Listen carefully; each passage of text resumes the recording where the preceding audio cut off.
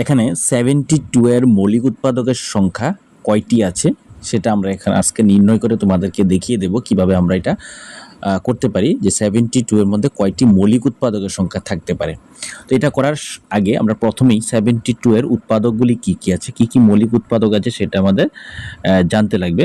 তো প্রথমে 72কে আমরা উৎপাদকের সাহায্যে উৎপাদকটি বার করতে গেলে আমাদের প্রথমে 2 দিয়ে ডিভাইড করলে 36 হবে।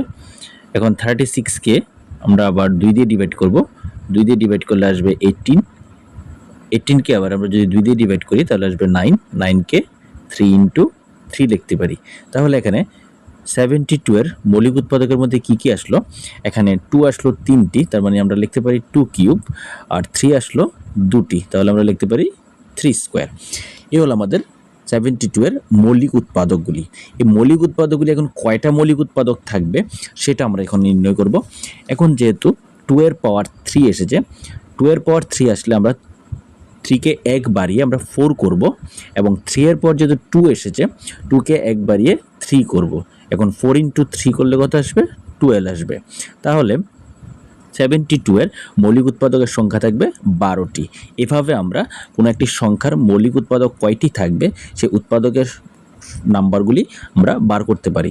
এখানে 72 এর মৌলিক উৎপাদকের সংখ্যা হবে 12। তো তোমাদের ভিডিওটা কেমন লেগেছে অবশ্যই কমেন্টে জানাবে। যদি ভালো লেগে থাকে বেশি লাইক এবং শেয়ার করে দেবে, এবং অবশ্যই চ্যানেলটিকে সাবস্ক্রাইব করে পাশে থাকবে। Thank you.